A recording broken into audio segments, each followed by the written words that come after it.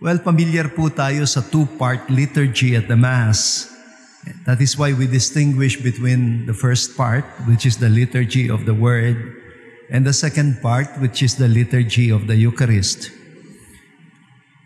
And dahil conditioned tayo dito, we tend to project it on this story about the multiplication of the loaves. We are conditioned to read it also as a two-part narrative. The first part about Jesus teaching the multitude, and the second part about Jesus feeding the multitude. Actually, although the story indeed begins with Jesus deciding to forgo his earlier decision to come away with his disciples to rest for a while, it is already compassion that had motivated him to teach the crowd instead, because they were like sheep without a shepherd. And then when it gets late, out of compassion also, he decides to feed them. But please take note, pati yung feeding part is still part of the teaching part. We don't separate the teaching from the feeding. Mark is not even telling us in the story kung ano yung tinuro ni Jesus before he decided to feed them also. Ang sabi lang ng gospel writer, tinuruan sila ng maraming bagay. He taught them many things. Ano kaya ang tinuro niya? And I have a feeling that his teaching must have had to do with how the kingdom of God is manifested by our capacity to multiply our resources, to multiply what we have, however little we might have. Ngayon, he would illustrate his teaching in the most practical way possible. Kaya sinasabi kong the teaching is still part of the feeding. But first, he teaches them how not to do it. Well, namely, not by counting the cost immediately and doing the mathematics like the disciples are. Kasi nag-react sila, nag-multiply kagad. Gagastos daw ng malaki, about 500 days' wages, just to feed 5,000 people. Ako, I'm inclined to believe na yung nag-mathematics ay si Judas Iscariot because he was the treasurer. He probably said, tinuruan mo na nga ng libre, pakakainin mo pa ng libre, baka mabankrupt na tayo. But here is how Jesus teaches them the art of multiplication of resources. Firstly, by focusing on what we have rather than on what we do not have. Huwag kang maghanap ng wala. Magsimula sa meron, kahit gaano kaliit. First lesson. Secondly, instead of making the crowds line up in order to get something, he makes them sit down in smaller groups.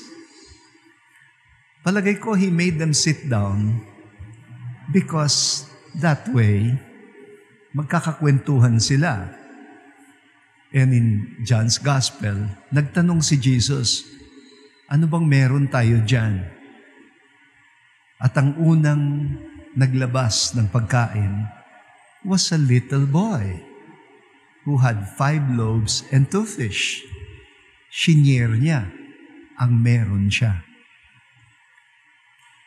Well, thirdly, he taught them to be grateful, to be thankful for what they had, and to partake it or to share it with those who had none. Di ba ganun din na na-experience natin nung pandemya? how during those times of need, our resources multiplied miraculously. Papaano? You remember the community pantries? Kasi through the community pantries, imbis na humingi lang ng ayuda yung tao, natutunan nating sundin ang dalawang prinsipyo. Magbigay ng ayon sa kakayahan at kumuha ng ayon lang sa pangangailangan. Give according to your ability and take according to your need. Kaya kahit yung akala mo walang-wala, they were sharing. And resources were multiplying. Obviously, when people are only after what they will get, not only will they not learn to give, they will even try to get more than they actually need. Siguro kaya yung Eucharist, we call it the sacrament of love. It is the part where the Lord is still teaching, no longer with words, but with His life, which He allowed to be broken like bread, by giving without counting the cost, by finding a different kind of satisfaction in giving of oneself. Finally, yung first reading natin from John calls this the God experience. Sabi niya, everyone who loves is begotten of God. And whoever is without love is without God. Because God is love. Ang ganda nun, no? Ang walang Diyos na tao sa mundo ay yung walang pag-ibig. Dahil ang Diyos ay pag-ibig.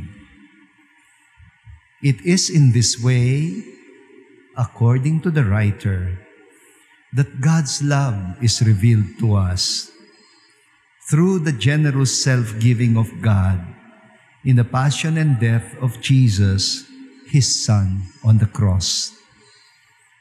By loving us, God teaches us to love.